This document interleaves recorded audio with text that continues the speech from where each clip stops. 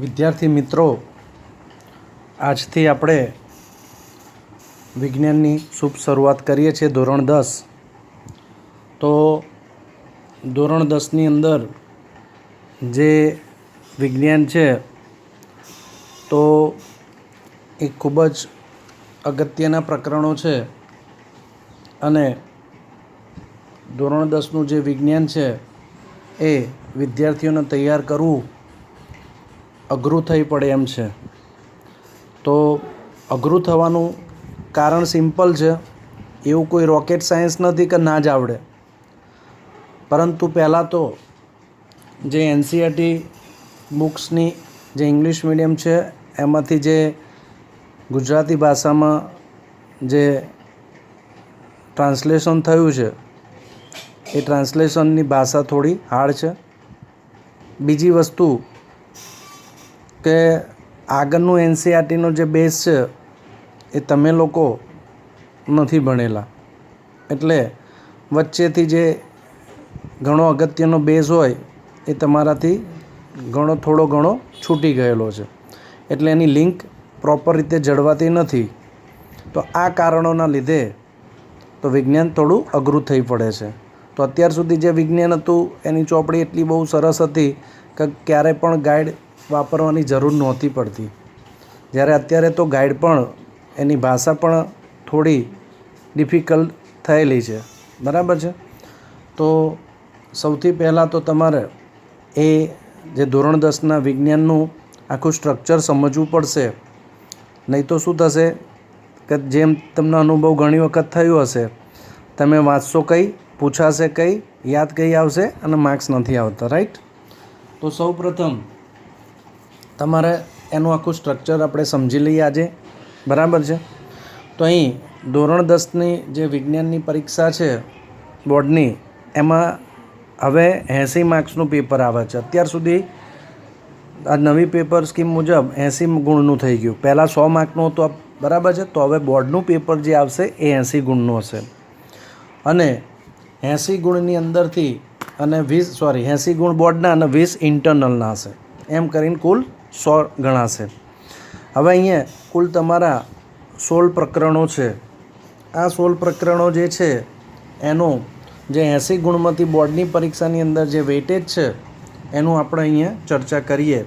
તો અહીં આગળ મેં કેમેસ્ટ્રી એટલે રસાયણ વિજ્ઞાન, બાયોલોજી એટલે જીવ વિજ્ઞાન અને ભૌતિક વિજ્ઞાન એટલે ફિઝિક્સ અને પર્યાવરણ એટલે એન્વાયરમેન્ટ એમ 4 ભાગોમાં વહેંચી અને એના ગુણભારો અહીંયા મેં લખ્યા છે. તો અહીંયા પ્રકરણ વાઇઝ મેં તમને બતાવ્યું છે કે પહેલું પ્રકરણ રાસાયણિક પ્રક્રિયાના સમીકરણો. તો અહીં કુલ તમારા 16 પ્રકરણોમાંથી પ્રથમ 5 પ્રકરણ રસાયણ વિજ્ઞાન એટલે કે કેમેસ્ટ્રીના છે, જેનું વેઇટેજ છે 25 ગુણનું છે. 4 પ્રકરણો જીવ વિજ્ઞાન એટલે કે બાયોલોજીના છે, જેનું વેઇટેજ 22 ગુણનું છે. અને 4 પ્રકરણો ફિઝિક્સ એટલે કે ભૌતિક વિજ્ઞાનના છે, જેનું વેઇટેજ 23 ગુણનું છે. અને 3 પ્રકરણો પર્યાવરણ, જેનું વેઇટેજ 10 ગુણ છે. એમ કરીને કુલ 80 ગુણ થાય છે. તો આની હું PDF વોટ્સઅપ ગ્રુપમાં મૂકી દઈશ. બીજું અહીં એક તમને બ્લુપ્રિન્ટ આપી છે. આ જે બ્લુપ્રિન્ટ છે તો એ બ્લુપ્રિન્ટની અંદર કે ભાઈ દરેક ચેપ્ટરનું જે વેઇટેજ છે કે પ્રથમ ચેપ્ટર છે તો એના કુલ 4 ગુણ છે. અને અહીં કઈ રીતે પૂછાશે તો કે ભાઈ 1 માર્કના પ્રશ્નો, 2 માર્કના પ્રશ્નો, 3 માર્કના પ્રશ્નો અને 4 માર્કના પ્રશ્નો. તો પહેલાં 4 માર્કના પ્રશ્નો નહોતા આવતા, 5 માર્કના આવતા, તો હવે 4 માર્કના કર્યા. તો કે ભાઈ કુલ ગુણભાર 4 છે, તો એમાંથી 1 માર્કનો 1 આવશે અને 3 માર્કનો 1 આવશે, એટલે 3 ને 1 4 માર્ક થઈ ગયા. તો આવી રીતે દરેકે દરેક પ્રકરણનો જે કુલ ગુણભાર છે એને કઈ રીતે વિભાજિત કર્યો છે માર્ક્સમાં, એની જે દર્શાવતી એક યાદી છે, જેને આપણે બ્લુપ્રિન્ટ કહીએ છીએ. હવે અહીંયા જ્યાં મેં ફૂદડી કરી છે એ ફૂદડીનો મતલબ એવો છે કે જેમ કે પ્રકરણ 2નો કુલ ગુણભાર 6 છે, તો એમાંથી 6માંથી 2 માર્કનો એક પ્રશ્ન આવશે ને 4 માર્કનો એક પ્રશ્ન આવશે. ને એની ઉપર અહીંયા જે 4 માર્કમાં ફૂદડી કરી છે એનો અર્થ એવો નીકળવાનો છે કે એની ઓપ્શનમાં એ જ પ્રકરણનો બીજો 4 માર્કનો સવાલ હશે. તો જ્યાં જ્યાં ફૂદડી છે એનો મતલબ એવો છે, અહીંયા મેં નોંધ લખી છે કે એક પ્રશ્નની અથવામાં તે જ પ્રકરણનો બીજો એક પ્રશ્ન આપેલો હશે. બરાબર. તો અહીં હું ડિસ્ક્લેમર લખું છું કે ભાઈ આ બ્લુપ્રિન્ટ ફેરફારને આધીન છે. બરાબર છે. એટલે આપણે બને ત્યાં સુધી બધું કરવું સારું છે. હવે તમારી જે 80 માર્કની બોર્ડની પેપર સ્કીમ કેમની છે એ પણ હું અહીંયા સમજાવું છું તમને. તો અહીંયા તમારા કુલ A, B, C, D એમ 4 વિભાગ આવશે. તો પ્રથમ વિભાગની અંદર 1 થી 16 પ્રશ્નો છે. દરેક પ્રશ્નનું વેઇટેજ 1 માર્કનું છે, એટલે 16 માર્ક્સ એ ત્યાં વિભાગ એના, જેમાં MCQ હશે, ખરા ખોટા હશે, ખાલી જગ્યા હશે, વ્યાખ્યા હશે, સૂત્ર હશે, એકમો હશે, અતિ ટૂંકા જવાબી પ્રશ્નો હશે, જોડકા હશે વગેરે વગેરે. આવું 1 માર્કનું નાનું નાનું હશે એ. બરાબર છે. વિભાગ B જે 2 માર્ક્સનો હશે, જેમાં પ્રશ્ન નંબર 17 થી 26 નંબરના પ્રશ્ન સુધી વિભાગ B રહેશે. એટલે કે કુલ 10 પ્રશ્નો હશે, જે દરેકનું ગુણભાર 2 છે, એટલે 10 ગુણ્યા 2 એટલે 20 ગુણનો વિભાગ B હશે. વિભાગ C પ્રશ્ન નંબર 27 થી 34માં પ્રશ્ન સુધી હશે, એટલે કુલ 8 પ્રશ્નો હશે અને દરેકનો ગુણ 3 હશે, એટલે 8 તરીને 24 ગુણ વિભાગ Cનો થશે. વિભાગ D 35 થી 39 નંબરના પ્રશ્ન સુધી હશે, એટલે કે કુલ 5 પ્રશ્નો રહેશે, દરેકના 4 ગુણ હશે, એટલે 5 ચોકના 20 ગુણ. એમ 16, 20, 24 અને 20 એમ કુલ 80 ગુણ થઈ જાય છે. હવે અહીંયા મેં બહુ શોર્ટકટમાં આપ્યું છે કે ભાઈ 1 માર્કના પ્રશ્નો જે વિજ્ઞાન છે એમાં કયા કયા ચેપ્ટરના આવશે, 2 માર્કના પ્રશ્નો કયા કયા ચેપ્ટરમાંથી પૂછાશે, 3 માર્કના પ્રશ્નો કયા કયા પ્રકરણમાંથી પૂછાશે અને 4 માર્કના કયા કયા પ્રકરણમાંથી પૂછાશે. જેમ કે અહીંયા મેં 4 લખ્યા, મતલબ કે 2 પ્રશ્નો પૂછાશે 1 માર્કના. 5 લખ્યા તો એના પણ 2 પ્રશ્નો પૂછાશે. તો એવી રીતે સમજવાનું છે. એ પછી અહીંયા બોર્ડની અંદર મેં તમને કહ્યું કે 80 માર્ક બોર્ડની પરીક્ષાના હશે અને 20 ગુણ ઇન્ટરનલ હશે.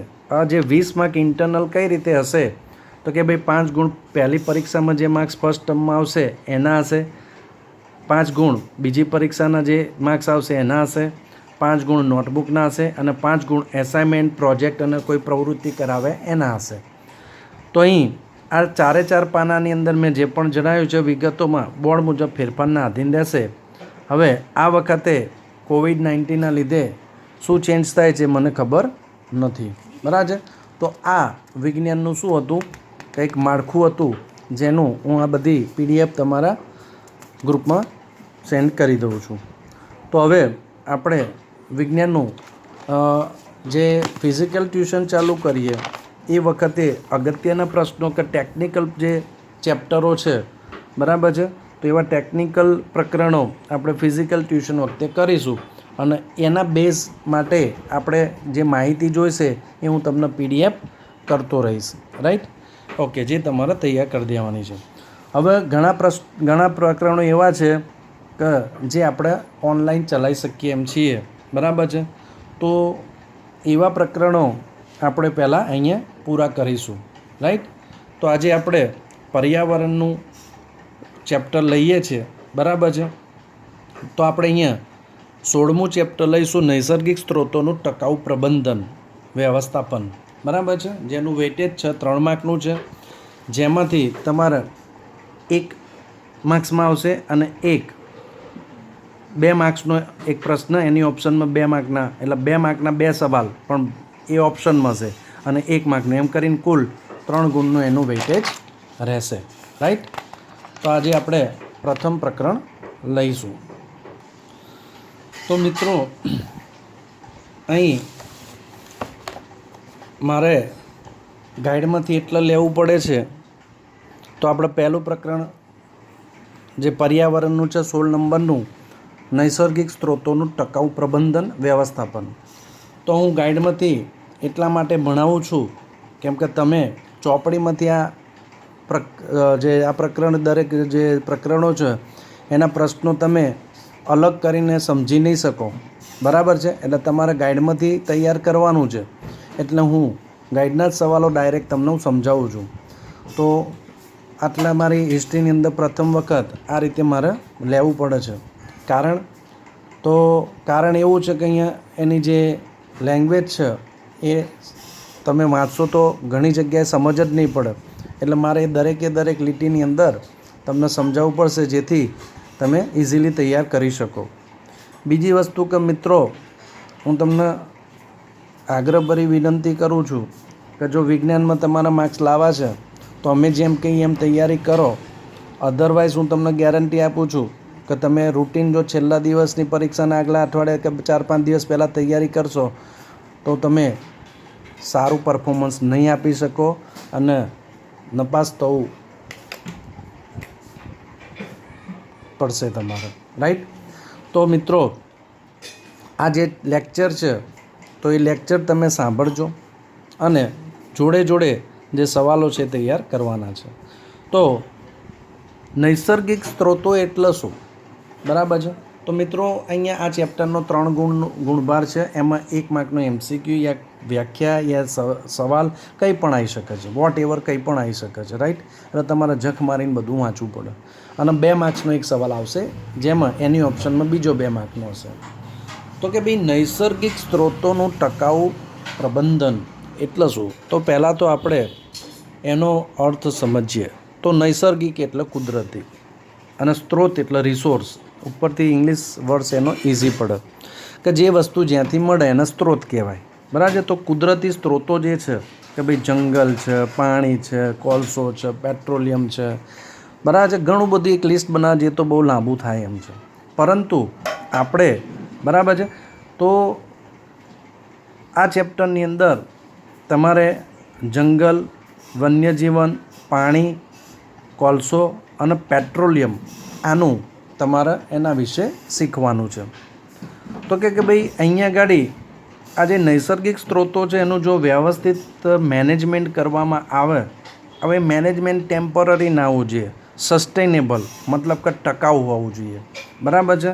તો એના વિશેની ઉપર છેલ્લી બધી વાતો અહીંયા ગાડી કરવામાં આવી છે.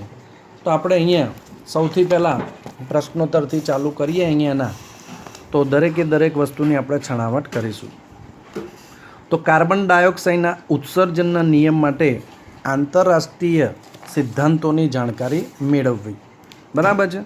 તો આ ચેપ્ટર ભણીએ તો એકલું ભણવા ખાતર ભણવું જરૂરી નથી મિત્રો. બરાબર છે. તો રીઝન એવું છે કે ભાઈ તમે એના રિલેટેડ જે બી માહિતી પોસિબલ હશે એ બધી હું આપીશ તમને. તો અહીંયા ગાડી યુટ્યુબ ઉપર આપણી એક લિમિટેશન ક્રિએટ થાય છે. બાકી જ્યારે ફિઝિકલ લેક્ચર તો બહુ ડીપમાં જઈ શકીએ છીએ.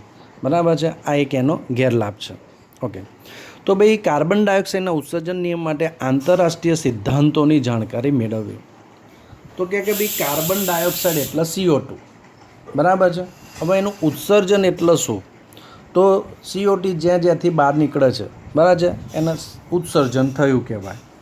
તો એનું કંટ્રોલ કરવા માટે જે ઇન્ટરનેશનલ લેવલે બરાબર છે એના જે સિદ્ધાંતો બનાવ્યા છે તો એ શું છે?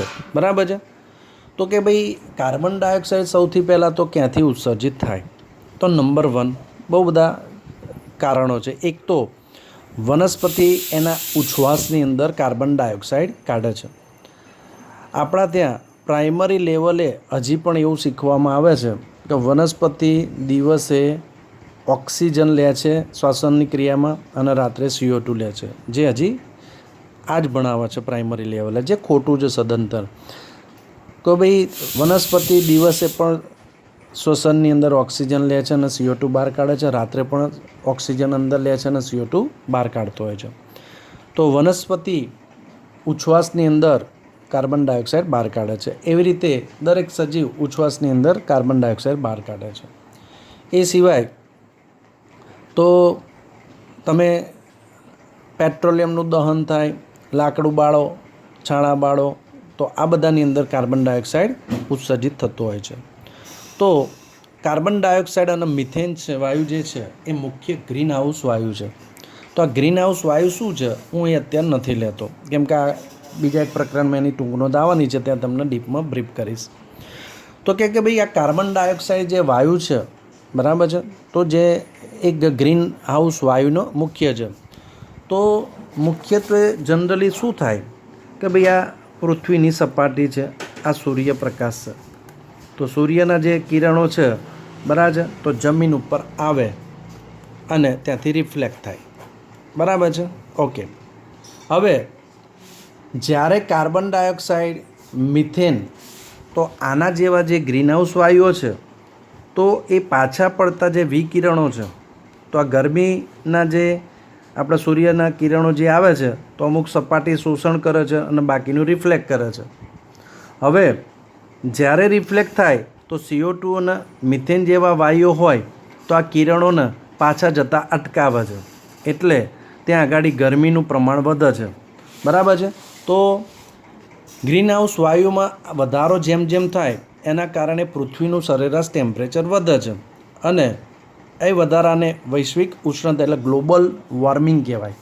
અને ગ્લોબલ વોર્મિંગની ઇફેક્ટના લીધે બરાબર છે ગરમીમાં વધારો થાય અને જે ધ્રુવ પ્રદેશનો જે બરફ છે પીગળી જાય. બરાબર છે, અને એનું પાણી થઈ સમુદ્રની સપાટીઓ ઊંચી આવતી હોય છે. તો કે ભાઈ એનું નિયમન કરવું જરૂરી થઈ ગયું. તો ઇન્ડસ્ટ્રીની અંદરથી જે ધુમાડા નીકળે છે, વાહન વ્યવહારના ધુમાડા નીકળે છે, ઉચ્છ્વાસમાં જે ધુમાડા નીકળે છે, બરાબર છે, માનવ પ્રવૃત્તિઓ દ્વારા જે નીકળે છે CO2, બરાબર છે, તો એનું નિયમન કરવા માટે તો કે ભાઈ એક ઇન્ટરનેશનલ પ્રોટોકોલ બનાવવામાં આવ્યો. બરાબર છે.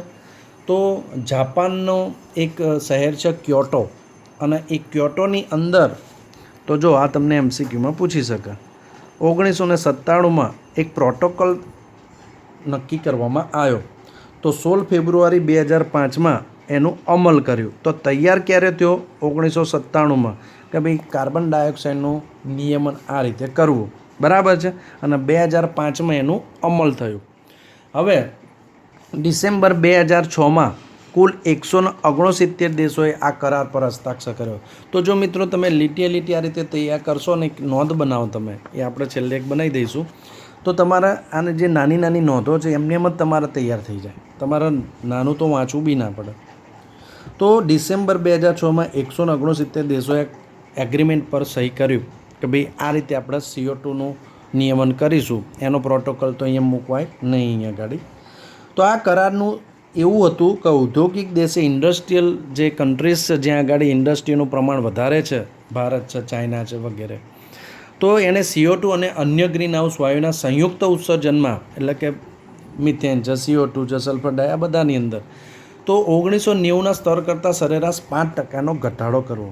એટલે કે ભાઈ એવા ઉપાયો કરવા કે જે CO2 છે ઓછો નીકળે. એને ઘણી બધી રીતો હોય છે એની અંદર, જે અહીંયા ચર્ચાનું કારણ નથી.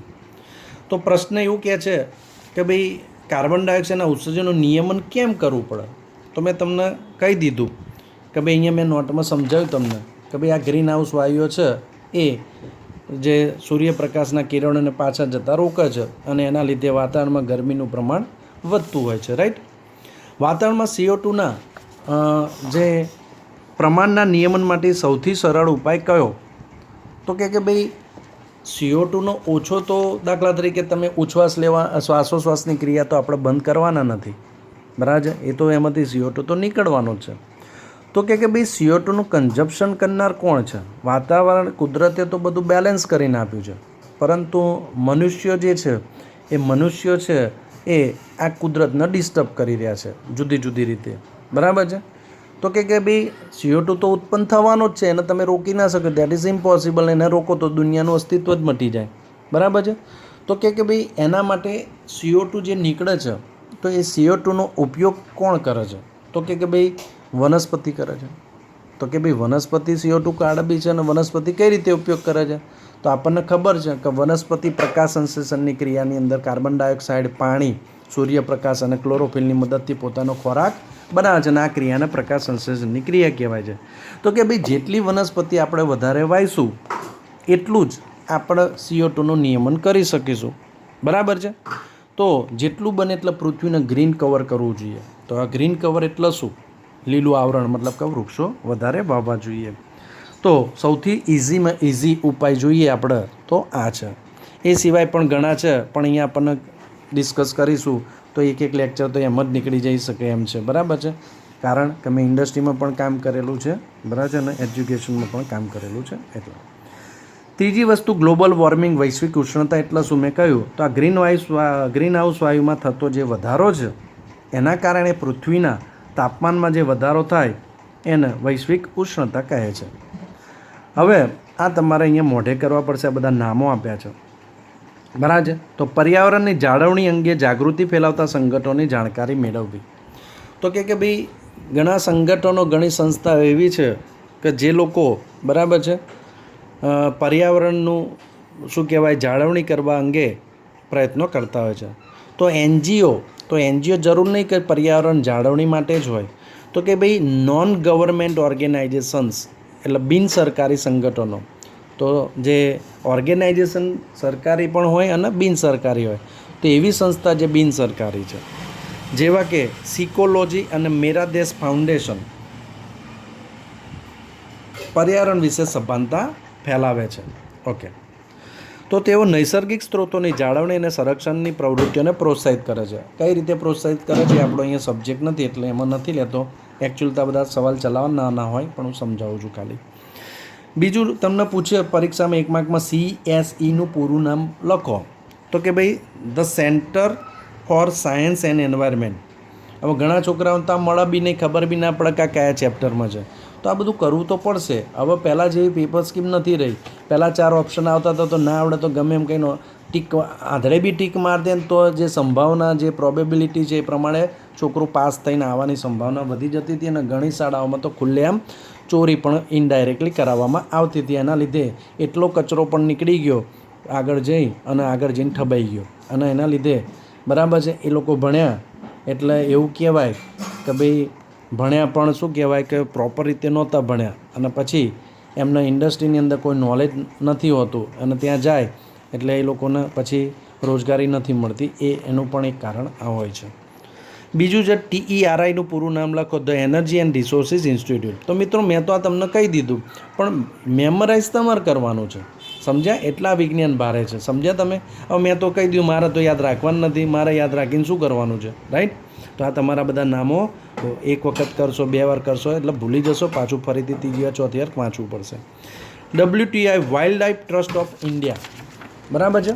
તો આના પૂરા નામ તમારે યાદ કરવા પડશે મિત્રો.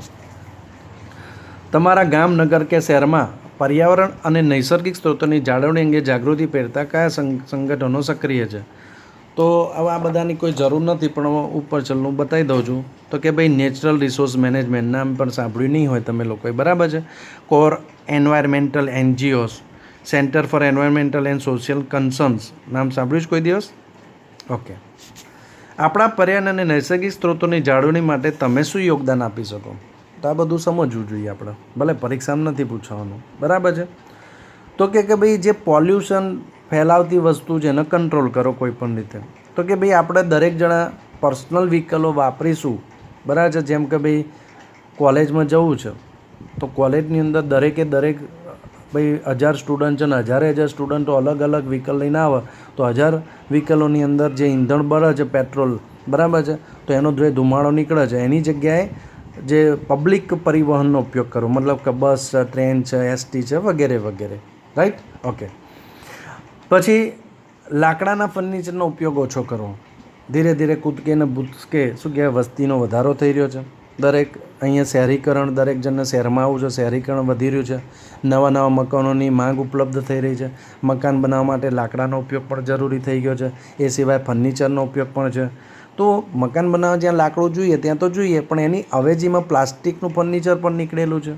તો લાકડાના ફર્નિચરનો ઓછો ઉપયોગ કરવો જોઈએ. કાગળ અને નૈસર્ગિક સ્ત્રોતોનો બગાડ અટકાવીશું. કે ભાઈ કાગળ છે તો એ બેઝિકલી લાકડામાંથી બનતું હોય છે, તો કે ભાઈ એનો બગાડ આપણે અટકાવવો જોઈએ. ત્રીજી વસ્તુ છે, ચોથી વસ્તુ પાણીના સંગ્રહ સ્થાનોને પ્રદૂષિત થતાં અટકાવીશું.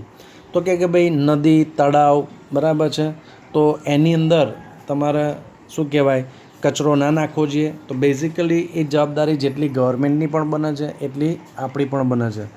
તો આપણે લોકો દરેક જણા ફોરેનની સ્ટાઇલ મારવા જઈએ છીએ, પણ એનું જે સારી વસ્તુ છે આપણે એક્સેપ્ટ નથી કરતા અથવા અમલમાં નથી લાવતા.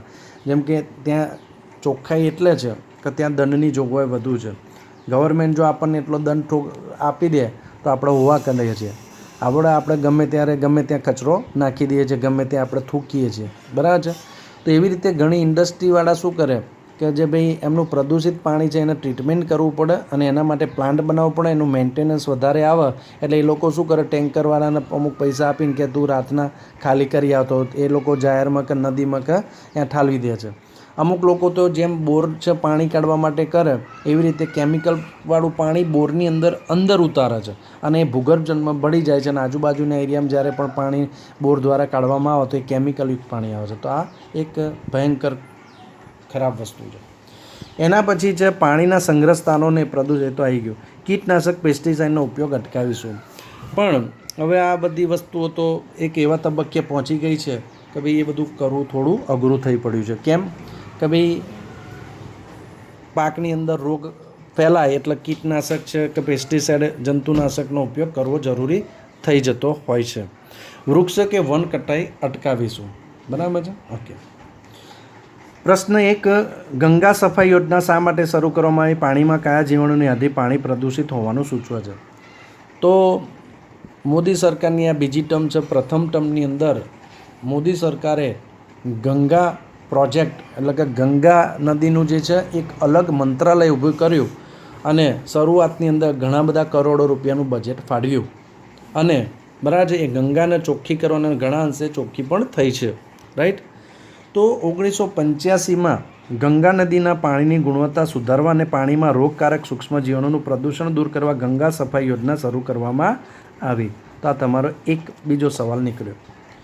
તો કે ભાઈ કઈ સાલમાં? તો કે ભાઈ આની શરૂઆત તો ઓરિજિનલ ગંગા સફાઈ યોજના તો 1985માં શરૂ થઈ. તો ગંગા નદી છે એ ઘણા બધા રાજ્યોને સ્પર્શતી નદી છે, ઘણા બધા રાજ્યોમાંથી પસાર થાય છે અને નદી કિનારે ઘણા બધા ઉદ્યોગો જે સ્થાપિત થયા છે. તો એનું જે વોટર જે ટ્રીટમેન્ટ પ્લાન્ટ હોવો જોઈએ કે જે એ વ્યવસ્થા ના હોવાના કારણે કે ગટરનું પાણી બી સીધું નદીમાં ઠલવાય છે. ચર્મ ઉદ્યોગનું પાણી, કેમિકલ ઉદ્યોગનું પાણી, આ બધા પાણી આ બધી નદીમાં ઠલવાથી બરાબર પ્રદૂષિત થઈ ઉઠે છે. તો મનુષ્યના આંતરડામાં જોવા મળતા કોલિફોર્મ જીવાણુ એટલે બેક્ટેરિયા, આ એક સવાલ આવ્યો. રાઈટ. કે મનુષ્યના આંતરડામાં કયા બેક્ટેરિયા હોય છે? બરાબર છે. તો કોલિફોર્મ. તો એની પાણીમાં હાજરી પાણી રોગજન્ય સૂક્ષ્મ જીવાણુથી પ્રદૂષિત હોવાનું સૂચવે છે. નળના પાણીની પીએચ ચકાસવી. તો આ પીએચ શું છે? તો કેમેસ્ટ્રીમાં એક અડધું ચેપ્ટર જ આવવાનું છે એટલે એ વખતે હું તમને ડીપમાં લઈશ અત્યારે, અને તમે સ્કૂલના લેક્ચર યા કોઈ બી જગ્યાએ જોયા હશે તો ખ્યાલ હશે, કેમ કે આ બધી અલગ વસ્તુ છે. તો પાણીની પીએચ ચકાસવા માટે તો અહીંયા હું ડીપમાં ચર્ચા કરીશ તો મારે એક લેક્ચર તો આ પીએચમાં જ જતો રહે. બરાબર છે. એટલે આનો કોઈ મતલબ નથી. પણ પીએચ સૂચક એ પીએચની અંદર 1 થી 14 ક્રમાંક હોય, શોર્ટમાં કહી દો તો 7 નંબર આવે પીએચનો, તો એ તટસ્થ કહેવાય, ના એસિડિક કહેવાય, ના બેઝિક કહેવાય. 1 થી 6.9 સુધી છે, 7 સુધી છે એસિડિક કહેવાય અને 7 થી 14 બેઝિક કહેવાય. તો જનરલી ન્યુટ્રલ જે વોટર હોય સારું કહેવાય, બેઝિક પણ થોડું સારું કહેવાય, એસિડિક વોટર હોય તો ના સારું કહેવાય. તો કેમ કે પીએચની અંદર જ એક સમજાવવા મારે એક લેક્ચર મિનિમમ જોઈએ એટલે હું ખાલી ઉપર છેલ્લું બતાવી દઉં છું.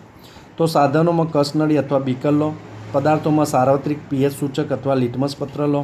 પદ્ધતિ તો આપણે ઘરે આવતું જે નળમાં પાણી છે એનું કસનળીમાં થોડું સેમ્પલ લો. આ કસનળીમાં સાર્વત્રિક પીએચના સૂચકના થોડા ટીપા ઉમેરો અને જે રંગ પરિવર્તન થાય એને જુઓ. તો કે ભાઈ જે બી કલર આવે તો એની એક સ્ટ્રીપ આવે, તો જે તમે આ સૂચક નાખ્યું હોય એ સ્ટ્રીપ જે સૂચક હોય એની જે બોટલ હોય એની ઉપર એક સ્ટીકર લગાવ્યું જુદા જુદા રંગનું અને એ રંગ જોડે કમ્પેર કરો. બરાબર છે. અને એ કમ્પેર પ્રમાણે ત્યાં નીચેની પીએચ લખી હોય. તો કે ભાઈ આપણે આ બધું કર્યું તો અવલોકન કર્યું આપણે તો પીળો રંગ જોવા મળે છે. તો નળનું પાણી ધરાવતી બીજી કરીને લિટમસ પત્ર ડુબાડતા તેના રંગમાં કોઈ ફેરફાર થતો નથી. તળાવનું પાણી ધરાવતી કસનળીમાં સાર્વત્રિક પીએચ સૂચક ઉમેરતા લાલ રંગ જોવા મળે છે અને તળાવનું પાણી ધરાવતી બીજી કરીને લિટમસ પત્ર ડુબાડતા તેનો રંગ લાલ થાય. આ કોઈ લોજિકલ સવાલ છે જ નહીં, કેમ કે દરેક તળાવ અથવા નદીના અથવા નળનું પાણી જુદું જુદું હોઈ શકે, દરેક એરિયામાં જુદું હોય. બરાબર છે. એટલે આ પ્રવૃત્તિનો પણ અત્યારે પ્રવૃત્તિ બરાબર છે પણ આ જે જવાબ છે એ અસંગત છે મારી દ્રષ્ટિએ. બરાબર છે. અને આ પરીક્ષાલક્ષી છે પણ નહીં. તો કે ભાઈ એનું તારણ શું આવશે નિર્ણય? કે નળમાં આવતું સ્વચ્છ પાણી તટસ્થ છે. કેમ? તો કે ભાઈ અહીંયા પીળો રંગ જોવા મળ્યો, પીએચ સૂચક ઉમેર્યું એટલે. બરાબર છે? ઓકે. હવે એવું કહે છે ત્યારે તળાવનું પાણી એસિડિક છે, તો તળાવનું તો લાલ કલર. હવે તમને અહીં પીએચ સમજાવું જ્યારે એ વખતે જ ખબર પડે, બાકી તો હું ગમે તે બોલીશ તમને સમજ પણ નહીં પડે. બરાબર? ઓકે. તો મિત્રો આજે આપણે અહીં એવું પણ છે કે ભાઈ જે એસિડિક પાણી છે એમાં જીવસૃષ્ટિ માટે અસ્તિત્વ ટકાવવું અઘરું થઈ જાય, તો ના પણ ટકાઈ શકે છે. બરાબર છે? ઓકે.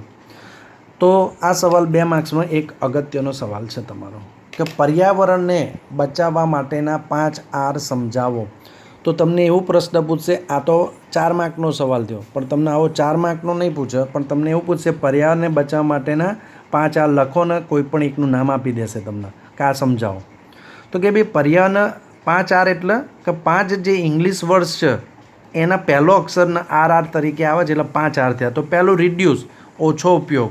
બીજું રિસાયકલ, પુનઃચક્રીયકરણ. ત્રીજું રીયુઝ, પુનઃઉપયોગિતા. ચોથું રિફ્યુઝ, ના પાડવી. અને પાંચમું રીપર્પોઝ, હેતુફેર કરવો.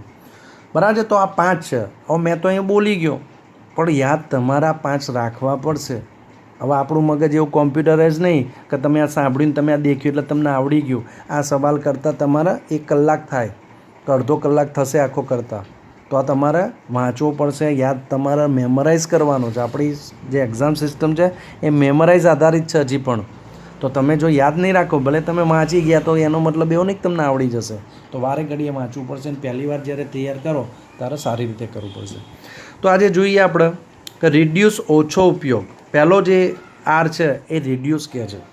તો કે ભાઈ જે બી નૈસર્ગિક સ્ત્રોત છે, જે બી નૈસર્ગિક રિસોર્સિસ છે એનો ઓછામાં ઓછો ઉપયોગ કરવો. તો ભાઈ કઈ રીતે? તો કે ભાઈ પાણીનો દુરુપયોગ અટકાવો. તો કે ભાઈ પાણીની જે પાઇપલાઇનો છે તો એ અમુક વખતે કાટ ખવાય. હવે તો પ્લાસ્ટિક પીવીસી આવી, તો એનું જે લીકેજ હોય બંધ કરવું. જે ચકલીઓ છે લીકેજ બંધ કરવી. દાખલા તરીકે અમુક વખતે કોઈ દાઢી કરતો હોય તો પાણી ચાલુ રાખે છે, કે ભાઈ નળ લીકેજ હોય એ બંધ કરી દે છે. અને બિનજરૂરી પાણીનો વેસ્ટેજ ના કરવો જોઈએ. પાણી અને ગેસની કાણાવાળી નળીઓનું ત્વરિત સમારકામ કરાવવું. તો જે ગેસ છે એ બી એક નેચરલ રિસોર્સિસ છે, તો કે ભાઈ એમાં જો લીકેજ હોય તો ભાઈ એ બદલાઈ નાખવી જોઈએ. ઉપલબ્ધ પાણીના વિતરણનું યોગ્ય વ્યવસ્થાપન કરવું. તો કે ભાઈ એ ગવર્મેન્ટનું કામ છે. સૌર ઉર્જાથી ચાલતા સાધનો જેવા કે સોલર કુકર, સોલર હીટરનો ઉપયોગ કરો. હવે તમે જુઓ તો ઘરે ઘરે ધીરે ધીરે સોલર પેનલો લાગી રહી છે, એટલે આ બહુ સારી વસ્તુ થઈ રહી છે. પ્રવાહીકૃત પેટ્રોલિયમ વાયુ એટલે કે LPG, લિક્વિફાઈડ પેટ્રોલિયમ ગેસ, LPGનો ઓછો ઉપયોગ કરવો. બરાબર છે? જરૂર ન હોય ત્યારે લાઇટ અને પંખાની સ્વિચ બંધ કરી વીજળીનો બચાવ કરવો. ખનિજ સ્ત્રોતોનો સમજપૂર્વક અને વારંવાર પુનઃઉપયોગ કરી ખાણ ખોદકામ ઓછું કરવું. તો કે ભાઈ જે ખનિજો છે એ કુદરતી રીતે શું કહેવાય, કુદરતે મૂકેલી હોય, તો કે ભાઈ એ ખનિજો જે તે રાજ્યોની અંદર જુદા જુદી વસ્તુની ખનિજ મતલબ ઉપલબ્ધ હોય છે, એની ખાણો હોય છે. તો એ ખાણોનું બિનજરૂરી ખોદકામ કરવું નહીં, અને એ બધું કેમ કે એ લિમિટેડ ભંડાર હોય છે એટલે એને સાચવીનો ઉપયોગ કરવો. બીજો R છે રિસાયકલ, પુનઃચક્રીયકરણ. તો ઉપયોગમાં લીધેલી કેટલીક ચીજ વસ્તુઓને યોગ્ય ઊંચા તાપમાને ગરમ કરી ગાળણ દ્વારા તેમાંથી નવી ચીજ વસ્તુઓ ઉત્પન્ન કરવાની કે મૂળ વસ્તુને પુનઃ પાછી મેળવવાની પ્રક્રિયાને પુનઃચક્રીયકરણ કહે છે. હવે વિચારો, મેં તો આ વાંચી લીધી, હું તમને સમજાવીશ, પણ આ તમારા વ્યાખ્યા તમને 1 માર્કમાં પૂછી લે. પુનઃચક્રીયકરણ એટલે શું? એટલે વિજ્ઞાન અહીં ભારે છે. સમજ્યા તમે? તો હું સમજાવું તમને કે ભાઈ આપણે જે ઇન્ડસ્ટ્રીની અંદર મીણિયા, પ્લાસ્ટિક, કાગળ, કાચ, ધાતુના ટુકડા, તો કે ભાઈ આપણે જે ભંગારવાળો હોય છે તો આ બધું લઈ જઈ મોટા ભંગારવાળા આપે છે, અને ત્યાંથી એ રિસાયકલિંગમાં જાય છે પુનઃચક્રીયકરણ કરવા. તો આ જે પ્લાસ્ટિકનો ભંગાર છે તો એ પ્લાસ્ટિકના ભંગારને બધો મેલ્ટ કરી દેવામાં આવે, મતલબ કે બહુ ઊંચા તાપમાને એને ગરમ કરી અને પછી એની જે બનાવો, જેમ કે ડોલ બનાવી છે તો ડોલની જે ડાઈઝ હોય એમાં નાખી અને ડોલ બનાવો તો નવું બીજું વસ્તુ બની. એવી રીતે કાગળનું રિસાયકલિંગ કરી પૂંઠા બનાવી શકાય, બોક્સ બનાવી શકાય. બરાબર છે? કાચની અંદરથી નવો કાચ બનાવી શકાય. બરાબર છે? ધાતુઓ છે એમાંથી એનું ફરીથી અમુક બીજી ધાતુઓ ઉમેરી અને મિશ્ર ધાતુ ફરીથી બનાવી શકાય છે. તો ધાતુમાંથી બનેલા જૂના વાસણો કે ઘરેણાંને ઓગાળી તેમાંથી નવા વાસણો કે ઘરેણાં બનાવી શકાય. કે જેમ કે ભાઈ આપણે ભંગારમાં ભાઈ એલ્યુમિનિયમ આપી દીધું તો એમાંથી ફરીથી નવું એલ્યુમિનિયમના બીજા વાસણો કેવું બનાવી શકાય. જેમ કે ભાઈ આપણા જૂના દાગીના હોય એમાંથી નવા દાગીના બનાવે તો બનાવી શકાય છે, બરાબર છે. એને ઓગાળી અને એમાંથી નવા બનાવાય. તો પુનઃચક્રીયકરણ માટે કચરાને યોગ્ય રીતે અલગ કરવો જરૂરી છે. તો ભાઈ ધાતુ અલગ, કાચ અલગ, કાગળ અલગ, પૂંઠા અલગ, મીણિયા અલગ, પ્લાસ્ટિક અલગ, એવી રીતે, જેથી પુનઃચક્રિય માટેની ચીજ વસ્તુઓ ફેંકાઈ ના જાય. એના પછી છે રીયુઝ. તો પુનઃચક્રીયકરણની પ્રક્રિયામાં ઉર્જાનો ઉપયોગ થાય છે, બરાબર છે. રીયુઝ એટલે પુનઃ ઉપયોગ કરવો. તો આથી તેની સરખામણીએ પુનઃ ઉપયોગની પદ્ધતિ હંમેશા ઉત્તમ ગણાય. તો ભાઈ તમને પુનઃચક્રીય અને પુનઃ ઉપયોગની પદ્ધતિ, બરાબર છે, તો કઈ બેમાંથી સારી? તો તમને એમ 1 માર્કનું ખરું ખોટું પૂછે કે ભાઈ પુનઃચક્રીય કરતાં પુનઃ ઉપયોગની પદ્ધતિ હંમેશા ઉત્તમ ગણાય છે. સાચું કે ખોટું? તો સાચું આવે. તો કેમ? તો આ બંનેની કમ્પેરિઝન કરો તો પુનઃ ઉપયોગ સારો. તો કે ભાઈ કઈ રીતે? તો આ પ્રેક્ટિકલી સારું નથી, મતલબ અમુક વખતે નહીં થાય એવું. તો દિવાલો શણગારવા રંગબેરંગી કાચના ટુકડાઓ, ટાઇલ્સના ટુકડાઓ કે ચિનાઈ માટીમાંથી બનેલા કપ, ડીશ, રકાબીનો ઉપયોગ કરવો.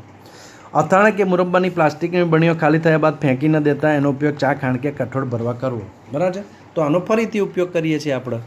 તો દાખલા તરીકે આપણે કંઈ દિવાલ છે તો આખો દિવસ દિવાલમાં કાચના ટુકડા નહીં લગાવવાના, કે ટાઇલ્સના ટુકડાઓ કંઈ એનું લગાવીને સુશોભન નથી કરવાના. હા, ડીશ રકાબીનો ઉપયોગ કરીએ છીએ આપણે, એ અલગ વસ્તુ છે કે ભાઈ આપણે કોઈ બરણી કંઈ લાવીએ તો સારી હોય તો આપણે એની અંદર બીજું ભરીએ છીએ, પણ દર વખતે ચાના કઠોળ કે ભાઈ એના તો ઓલરેડી ડબ્બા હોય જ છે, રાઈટ? ઓકે. ચોથો આર છે રિફ્યુઝ, ના પાડવી. તો જે વસ્તુની જરૂર ન હોય તે લેવાની ના પાડવી.